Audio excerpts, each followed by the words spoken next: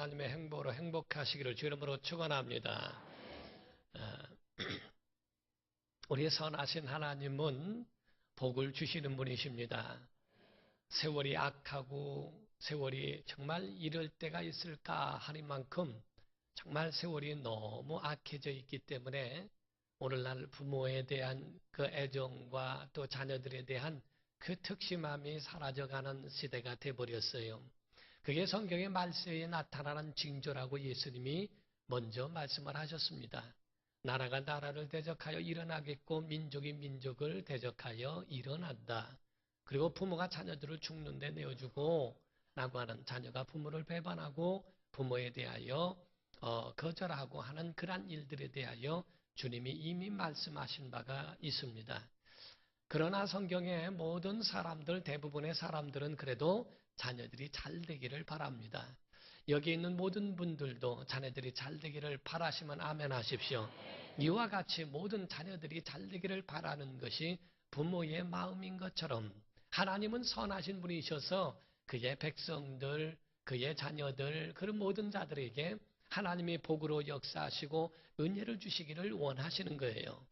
그래서 창세기도 말씀하기를 하나님께서 그들에게 복을 주어, 22절에도 말씀하고 26절에도 그들에게 복을 주어 하나님은 그들에게 복을 주신다라고 말씀을 했어요.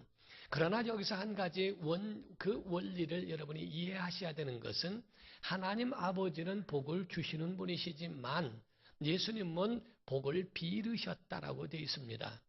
그리고 또 예수님은 기도하셨고, 오직 아버지는 기도하시지 않지만 기도를 받으시는 이가 아버지시라면 그 일을 접수하시고 그를 시행하시는 이가 주님이시기 때문에 오직 하나님만 복을 주어 라고 말씀하셨고, 그리고 나머지 있는 피조물이나 목사도 복을 주는 사람은 아닙니다. 복에 대하여 빌어주는, 축복을 하는 사람이요, 예수님도 축복을 하셨다라고 되어 있습니다. 그래서 성경은 그것을 두 가지로 구분하여 이야기하고 있습니다. 민수기 6장 24절에서부터 보면은 여호와는 내게 복을 주시고 너를 지키시기를 원하며 여호와는 그의 얼굴을 내게 비추사 은혜 베푸시기를 원하며 여호와는 그 얼굴을 내게로 향하여 드사 평강 주시기를 원하노라 할지니라 하라. 그들은 이같이 내 이름으로 이스라엘 자손에게 축복할지니, 곧 복을 빌지니 하는 얘기죠. 내가 그들에게 복을 주리라 이렇게 말씀을 했어요. 하나님은 복을 주시고, 그리고 아론이나 제사장들이나 혹은 예수님까지도 축복을 하신지라 복에 대하여 복을 빌으시고 하셨어요. 그래서 마가복음에도 말씀하기를 예수께서 어린아이를 붙잡으시고 안으시고 안수하시고 축복하시니라 라고 되어 있습니다. 우리 누가복음 24장 50절부터 보게 되면은 예수께서 그들을 데리고 베다니 앞까지 나가사 손을 들어 그들에게 축복하시더니 축복하실 때에 그들을 떠나 하늘로 올려지시니 그들이 그에게 경배하고 큰 기쁨으로 예루살렘에 돌아가 늘 성전에서 하나님을 찬송하니라 라고 되어 있습니다. 곧 예수께서 승천하실 때에 두 손을 높이 들고 축복을 하시면서 하늘에 승천하신 모습을 이야기하고 있습니다. 이와 같이 하나님은 복을 주시며 예수님은 축복하시고 여러분과 저도 마찬가지로 목사에게도 두 손을 들고 축복할 수 있는 은혜를 주신 겁니다. 그러므로서 예수님 이 땅에 계실 때 기도하셨고 하늘에 오르셔서도 기도하신다라고 말씀한 것처럼 성령도 이 땅에 계실 때 우리를 위하여 말할 수 없는 탄식으로 우리를 위하여 기도하신다라고 되어 있습니다. 로마서 8장 26절을 보게 되면 말씀하기를 이와 같이 성령도 우리의 연약함을 도우시나니 우리는 마땅히 기도할 바를 알지 못하나 오직 성령이 말할 수 없는 탄식으로 우리를 위하여 친히 간구하시느니라 라고 되어 있습니다. 우리의 기도를 도우시며 또 예수님은 바로 우리를 위하여 간구하시기를 계속적으로 하시는 것처럼 성령도 우리가 기도할 바를 알지 못할 때 탄식하면서 우리를 위하여 간구하시는 이시라고 성경은 말씀합니다. 사랑하는 성도 여러분, 원리가 이렇습니다. 복은 하나님이 주시는 것입니다. 사랑은 하는 겁니다. 행복은 만들어 가는 것입니다. 많은 사람들이 복을 빈다고는 말은 하지만은 그러나 그 복에 대하여 어디서 오는지를 몰라서 헤매고 방황하고 낙심하고 좌절하고 쓰러질 때가 많습니다. 하나님이 복을 주시는 거예요. 사람에 의하여 생겨나는 게 아닙니다. 그러므로 사람들은 복을 사모해서 많이 복에 대하여 이야기하고 있지만은 그 복은 뭐라는가? 하나님이 주셔야 한다는 것. 그래서 성경의 야고보서 1장 14절부터 17절을 보게 되면 오직 각 사람이 시험을 받는 것은 자기 욕심에 끌려 미혹됨이니 욕심이 잉태한 즉 죄를 낳고 죄가 장성한 즉 사망을 낳느니라. 내 사랑하는 형제들아 속지 말라. 온갖 좋은 은사와 온전한 선물이 다 위로부터 빛들의 아버지께로부터 내려오나니 그는 변함도 없으시고 해절하는 그림자도 없으시니라 라고 되어 있어요. 곧 온갖 좋은 모든 은사와 선물이 하늘로부터 위로부터 빛들의 아버지께로부터 나온다라고 되어 있습니다. 이 땅에서 행복이 생겨나는 게 아니고 하나님이 주셔야 한다는 겁니다. 그러므로 하나님의 선물은 곧 위로부터 내려오는 거죠. 평화 평화 하늘 위에서 내려오네라는 찬송과 같이 하나님이 그 복을 주셔야 얻는다는 것을 이야기하고 있습니다. 그러므로 어느 학자는 말하기를 행복은 뭐냐? 하나님을 가까이 하는 것이 행복이고 불행이 뭐냐? 하나님을 떠난 만큼 불행해지는 것이 불행이라고 이야기를 합니다. 행복지수라고 하는 것은 자기 자신이 얼마나 자신이 행복한가를 측정하는 그 분량을 행복지수라고 이야기를 하는데 사람들이 그만큼 잘 산다고 해서 그 가운데 행복을 느끼는가? 그렇지 않다는 겁니다. 하나님의 백성과 하나님의 자녀들은 정말 신앙적 마인드를 하나님이 갖기를 원하시고 또 그 마음을 갖고 그 초점을 하나님께로 두어야 한다는 거죠. 어디에 초점을 두었고 어디에 그런 마인드가 있느냐에 따라서 달라진다는 겁니다. 우리가 독일 우화에 보면 이런 이야기가 있어요. 어떤 임금이 두 신하를 불러다가 이야기를 합니다. 하나는 잡초를 연구하게 했고 하나는 꽃을 연구하게 했어요. 그리고 다 꽃을 연구한 다음에 잡초를 연구한 다음에 나에게 보고를 해달라. 얼마 후에 두 신하가 찾아왔습니다. 잡초를 연구한 신하가 말하기를 아이고 전하 이 모든 세계가 그렇게 잡초가 많은지 몰랐습니다. 이 보니까 우리 세상이 전부가 잡초 천지로소이다 라고 얘기했어요. 그런데 꽃을 연구한 신하가 이야기합니다. 전하 그것만은 아닙니다. 꽃의 종류를 보니 다양하고 얼마나 많은지 모든 나라가 꽃동산입니다. 꽃의 천국이더이다 하고 이야기합니다. 하나는 잡초만 바라봤고 하나는 꽃만 바라본 것에 대한 그 생각과 그에 대한 가지고 있는 마인드가 그와 같이 다 틀려졌다는 것을 이야기하죠. 여러분의 초점은 어디에 있습니까? 여러분의 마음과 그 목적과 목표는 어디 있느냐는 거예요. 영국에서 자유를 찾아서 떠난 그런 사람들 그 무리가 두 배로 갈라졌는데 하나는 에스더호라고 하는 배를 타게 되었고 하나는 메이플라워호 배를 타게 되었다는 겁니다. 에스더호를 탄 사람들은 남미에 가게 되었는데 그 사람들은 그 마음에 어떤 목적이었냐면 잘 살기 위한 목적을 가지고 출발을 한 겁니다.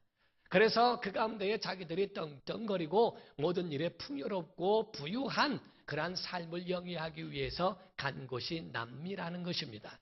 그러나 메이플라워 배를 탄 그 사람들은 그들의 목표는 단 하나, 힘들고 어려울지라도 신앙의 자유를 찾아서 잘 살기 위해서가 아니고 잘 믿기 위해서 출발한 그들의 목표가 결국에는 북미에 더 가게 되었고 오늘날의 미국을 만들게 되었다는 거죠.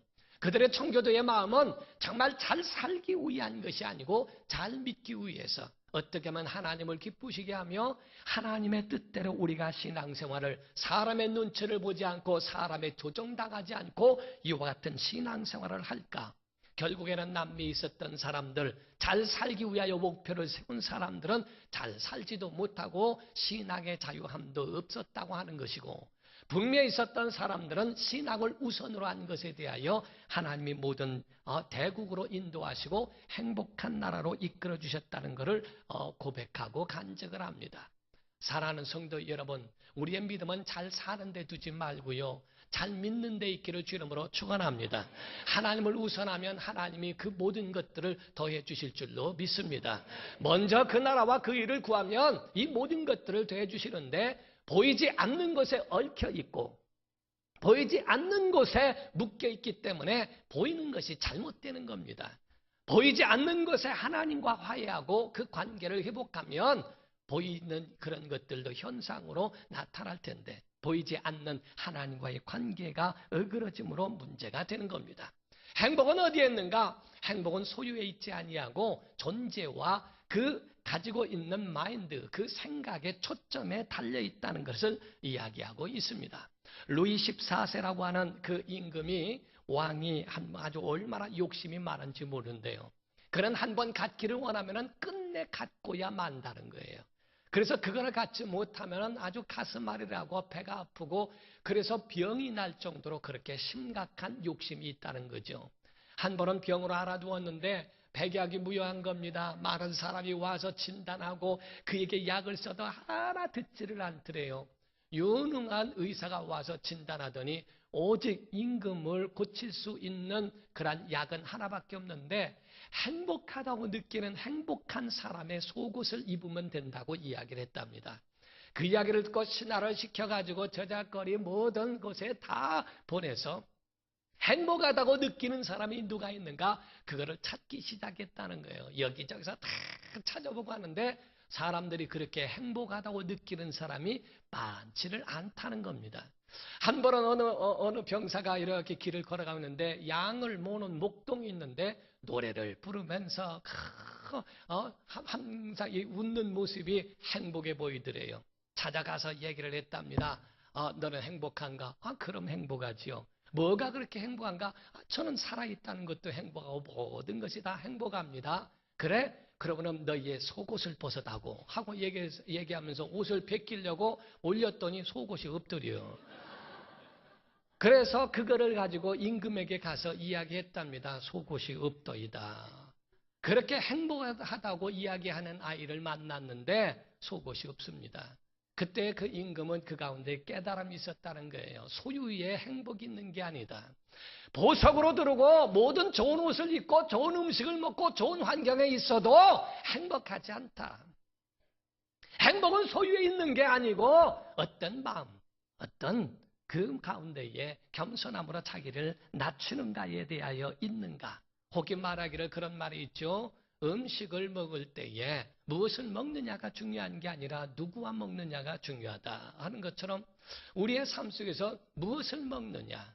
잠언서도 말씀하기를 육설이 가득하고 다투는 것보다 차라리 작은 음식을 먹으면서도 화목한 것이 낫다고 하는 것처럼 우리의 삶 속에 어떤 마음 가지고 누구를 어떻게 대하는가. 우리나라에도 100명 정도의 석학들과 재벌이라고 하는 사람들을 모아놓고 설문조사를 했답니다. 그 통계를 냈는데 당신은 행복한가를 물어본 거기에 대하여 87%가 아니요라고 대답을 했다는 겁니다. 많은 물질을 갖고 있고 많은 것을 소유했다고 해서 행복한가? 아니라고 얘기했고, 나머지 13%에 대하여서는 당신은 행복하냐고 물었을 때에 글쎄요라고 대답을 했답니다. 모두가 행복하다고 이야기하는 것이 아니라 글쎄요라고 하는 대답으로 끝냈다고 그러죠. 미국의 워싱턴에 보면 소니엔 박물관이 있다고 합니다. 거기에 소장하고 있는 다이아몬드가 있는데 희망이라고 하는, 호프라고 하는 그런 다이아몬드가 인도산 45캐럿이라고 이야기를 합니다. 그런데 그것을 가지고 소장하고 있었던 사람들이 행복했던가? 그렇지 아니하고 그에 대한 역사를 보면은 전부 비극적인 종말을 그들에게 다 가지고 있었다는 이야기를 하게 됩니다. 사랑하는 성도 여러분, 정말 행복이 무엇인가? 하나님과 함께하는 게 행복입니다. 그래서 오늘 본문 말씀에 복이 있는 사람은 이라고 표현을 했는데, 성경이 우리에게 말씀하고 있는 것은 복 있는 사람이 되라. 그리하면 복이 따라오리라 하는 얘기입니다. 복이 있어야 복 있는 사람이 아니고, 복 있는 사람은 세상 것들을 소유한 사람이 아니고 형통해서 그 사람이 복되다 하는 것이 아니라 요셉을 하나님이 복 주시니 복의 사람이 되니 복이 따라오더라 이 말이에요. 성경이 말씀하고 있는 것은 복 있는 사람이 되라, 하나님과 함께하는 사람이 되라, 그리하면 복이 따라온다고 하는 아주 굉장한 성경의 진리를 우리에게 이야기하고 있는 겁니다.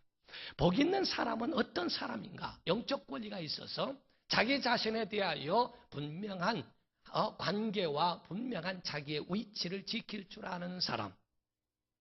세 종류의 사람이 나오는데 악인이 나오고 죄인이 나오고 오만한 자가 나옵니다. 그리고 거기에 대해서 보면은 그들의 꾀가 나오고 길이 나오고 자리가 나옵니다. 이 가운데에 과연 어떤 꾀, 어떤 생각, 어떤 길에 서며 어떤 자리에 앉는가? 복 있는 사람은 악인들의 생각과 틀리다는 것이고, 죄인들의 길에 서서는 거절하고 그 길엔 함께하지 않는 것이고, 오만한 자들과는 자리를 함께 배석하지 않고 거절할 수 있는 영적 권세가 있는 사람이라는 것을 이야기합니다. 여러분과 저는요, 불행을 거부하시기를 주 이름으로 축원합니다. 여러분 속에 있는 그런 어둠과 이런 악한 마귀의 모든 그런 어둠도 다 물리치고 거부하기를 주 이름으로 축원합니다. 절대로 그런 우울한 거, 절대로 여러분이 가지고 있는 그런 세상적인 어두움을 친구로 삼지 마세요. 거절할 수 있는 믿음이 생겨야 하고, 거절할 수 있는 단호함도 믿음을 갖고 있는 복 있는 사람에게는 그것도 가질 수 있다는 거거든요. 시편은 150편이 있습니다. 그 가운데에 히브리 사람들의 가지고 있는 그 마인드는 가장 첫 번째 거를 굉장히 중요시 여깁니다. 그래서 시작을 굉장히 중요시 여기는데, 시편에 150편이나 있는 그 시편의 말씀의 첫 번째를 복으로 시작합니다. 복 있는 사람은 또한 1편에 1절부터 6절까지 있는데, 이 6절에 있었을 때는 마지막 끝은 망한다고 멸망으로 끝나요. 복으로 시작해서 멸망으로 끝납니다. 이는 복을 희망하고 멸망을 경고하고 있는 두 가지를 같이 그들에게 보여주고 있는데, 똑같이 생각하고 똑같이 행동하고 똑같이 사는 삶, 라이프 스타일까지 어떻게, 어떤 생각을 가지며 어떠한 행동을 하며 어떠한 삶까지 너희가 이어지고 있는가? 하나님이 버리운 존재가 있어요. 그리고 하나님이 쓰시는 믿음의 사람이 있다는 겁니다. 그 상황에 어떤 사람이 될까? 그 상황에 정말 시냇가에 심은 나무라고 말씀하는데, 자, 우리 보면은 시편 1편 우리 보면은 3절에 그런 말씀이 있습니다. 그는 시냇가에 심은 나무라고 되어 있습니다. 여기서 심은 나무라고 이야기하는 것은 심겨진 어쩔 수 없이 우연하게 만들어진 나무라는 이야기가 아닙니다. 좀 지우세요. 그러니까 심겨진 나무는 심었다라는 거예요. 그러니까 의도와 목적을 가지고 심은 나무라는 거죠. 정원사와 같이, 정원사가 그에 대하여 그냥 어쩌다가 버려진 나무가 아니고 어쩌다가 그냥 되어진 나무가 아니라 정원사에 가지고 있는 마음의 의도대로 목적대로 심은 나무라는 겁니다. 여러분과 저는 그냥 우연히 태어난 게 아니고요, 우연히 이 예배 자리에 있는 게 아니라 하나님의 뜻 가운데 있는 줄 믿습니다.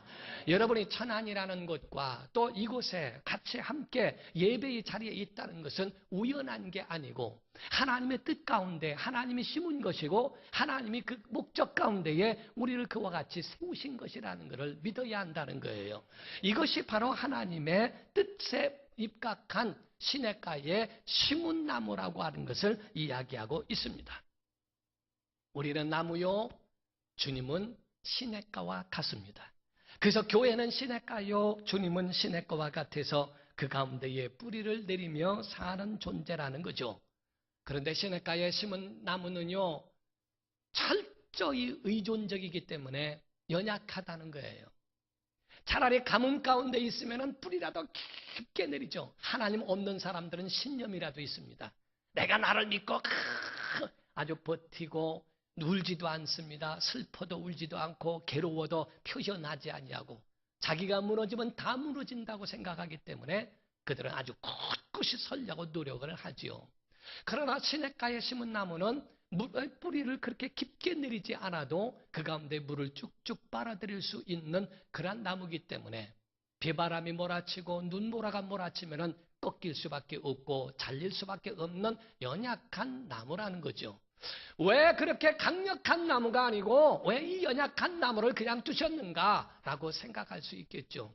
철저하게 이 시냇가에 있는 심은 나무는 예수 그리스도 안에 뿌리를 내려야 하고 예수 그리스도의 심장 가운데 있어야 사는 그러한 존재라는 겁니다. 여러분과 저는 은혜가 아니면 해결될 수 없는 자라는 얘기입니다. 하나님과 상의하지 않고는 살 수 없는 존재라는 얘기입니다. 하나님의 은혜가 아니면 만 가지 은혜를 받아가며 살아야지 그 은혜의 그 사랑이 없으면 아무런 소용이 없는 비바람에도 넘어지고 눈보라에도 말라질 수밖에 없는 연약한 자들이라는 것을 이야기합니다. 우리의 힘으로는 살아갈 수 없는 사람, 아버지의 마음이 있고 예수 그리스도의 성품이 있으며 성령의 능력을 받지 않고는 견뎌낼 수 없는 사람이라고 하는 데서 말씀하고 있는 겁니다. 사랑하는 성도 여러분, 예수 안에 있는 믿음, 정말 예수 그리스도 안에 뿌리를 내린 그러한 심은 나무와 같이 주 안에 있는 성도가 되기를 주름으로 축원합니다. 두 번째 신비로운 게 하나 있는데 1장 3절 그대로 보게 됩니다. 시편 1편 3절을 보게 되면 말씀을 하기를 여기서 심은 나무가 철을 따라 열매를 맺는다라고 되어 있어요. 그래서 심은 나무라고 표현할 뿐만 아니라 철을 따라 열매를 맺으며 라고 이렇게 되어 있습니다. 우리가 봄이라면 봄이 있어요. 여름이면 여름이 있어요. 가을이면 가을이 있습니다. 봄에 먹는 음식이 있고 여름에 먹는 음식이 있고 가을에 먹는 음식이 있습니다. 겨울이 되면 다 그 가운데에 눈에 덮여 있어서 먹을 것이 그렇게 많지는 않아요. 우리의 모든 삶 속에 사철도 다 먹을 것이 있다는 거예요. 다 열매가 있다는 거예요. 믿음의 사람들은 봄만, 여름만, 가을만이 아니고 겨울까지라도 다 열매를 맺을 수 있는 신비로움이 그 속에 있다는 겁니다. 인생은 바람이 불게 되어 있어요. 인생은 바람이 불게 되어 있고 그 엄청난 눈보라가 몰아치게 되어 있는 게 인생이라는 겁니다. 이때에 과연 우리는 악취를 내는 오물이 되겠는가? 아니면 향기를 내고 있는 꽃과 같을까? 겨울에도 역경을 견뎌내는 능력이 있다는 겁니다. 여름에만 가을에만 열매를 맺는 것이 아니고 힘들고 어려울 때도 믿음의 사람으로서의 자기 자신을 만들어가는 믿음의 사람의 열매가 그 속에 있다는 거죠. 우리가 불행한 사람들 보니까요, 그 불행의 신의 집에 들어갔더니 부인이 있더래요. 불행의 신의 집에 들어갔더니 부인이 있는데 그 불행의 신의 부인의 이름이 비교의 신이래요. 그래서 항상 비교하며 사는 사람은 불행하다는 겁니다. 내가 자전거를 타도요, 혼자 타고 갈 때는 재밌고 즐겁고 행복합니다. 누가 자동차 타고 가면 성질이 납니다. 나 혼자 있을 땐 상관이 없는데 누가 같이 비교할 때는 화가 나고 나는 리아카를 끌어도 기뻤는데 누가 자동차를 타고 뭐를 타면은 막 거기서 비교하면서부터 그 마음은 불행이 온다는 거예요. 하나님이 내게 주신 은혜가 있으면 그것으로 족하고 그것으로 기뻐하고 그것으로 감사하는 사람. 좋은 것 가지고도 불평하고 좋은 것 다 가지고 있음에도 불구하고 하나 있는 그것 잘못된 것 때문에 없네 있네 그것 때문에 불행하다고 느끼는 사람.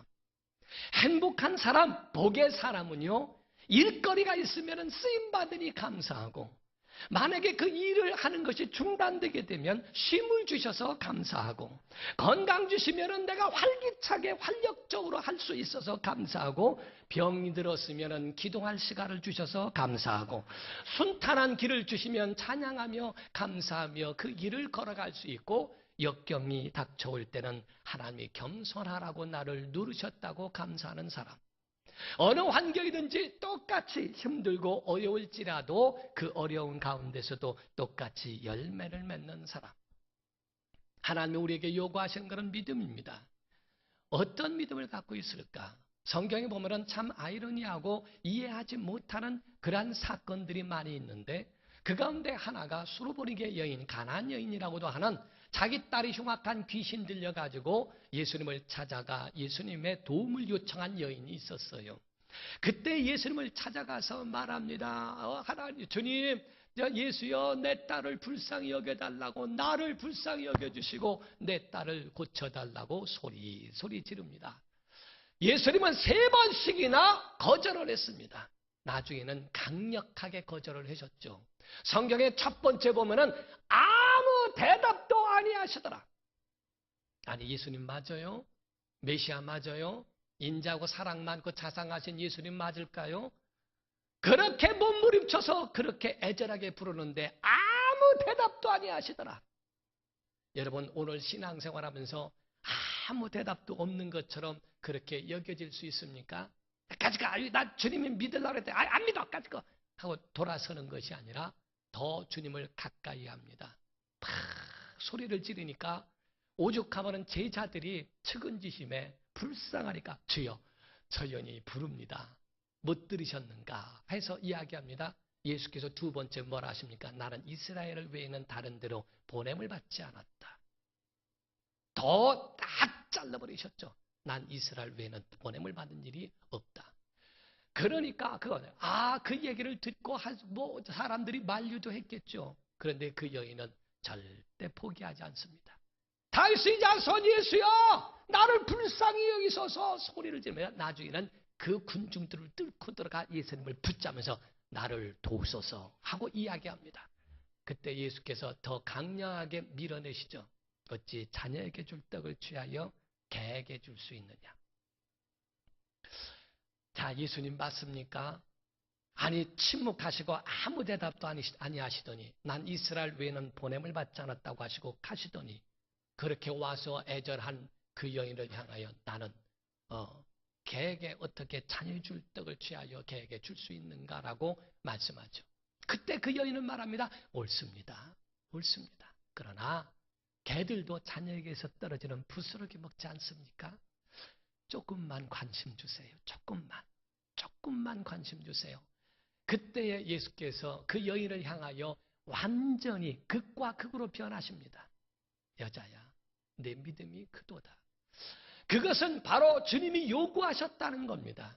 너의 믿음이 어느 정도 정말 이를 감당할 수 있는 믿음의 사람인지 주께서 우리에게 침묵하실 때, 주께서 우리를 밀쳐내실 때는 우리의 믿음이 커가기를 원하시고 우리의 믿음이 주님께로 더 향하 있기를 원하시는 거거든요. 가라, 내 믿음대로 될지어다. 내 딸이 귀신에서 놓였다라고 말씀하시죠. 사랑하는 성도 여러분, 행복은 주님과 가까이 하는 데 있습니다. 하나님의 행복으로 행복한 사람이 복이 따라오게 되어 있습니다. 정말 우리의 모습과 우리의 모든 언행이 정말 어렵다고 그래서 여러분 모두가 좌절의 길을 걸어가지 마세요. 죄인의 길에 설 필요도 없습니다. 날마다 어느 때마다 시간마다 주의 음성을 듣는 사람. 그래서 3절에 말씀한 것처럼 그 말씀이 4절에 2절에 뭐랍니까? 오직 여호와의 율법을 즐거워하여 그의 율법을 주야로 묵상하는 자로다. 주의 음성을 듣는 사람들, 그 사람들이 하나님의 사람인 줄 믿습니다. 여러분 모두가 정말 주야의 주의 음성을 듣고 시시때때로 어떤 사건에서 주님을 발견하고 주의 음성 듣는 성도가 되기를 예수 이름으로 축원합니다. 기도하겠습니다. 이 시간에 다 같이 한 목소리로 통성으로 기도할 때 복 있는 사람 되기를 원합니다. 복 있는 사람은 믿음 있는 사람들입니다. 어느 환경에서든지 주의 음성 듣는 사람들입니다. 우리가 그런 성도가 되게 하여 주옵소서. 다 같이 통성으로 기도하시겠습니다. 살아계신 아버지 하나님, 복 있는 성도들이 되도록 역사하여 주시옵소서. 하나님의 권능이 임하기를 원하며 하나님의 은혜가 우리 삶 속에 충만하기를 원합니다. 아버지 하나님 도와주시고 주의 은혜로 붙잡아 주옵소서.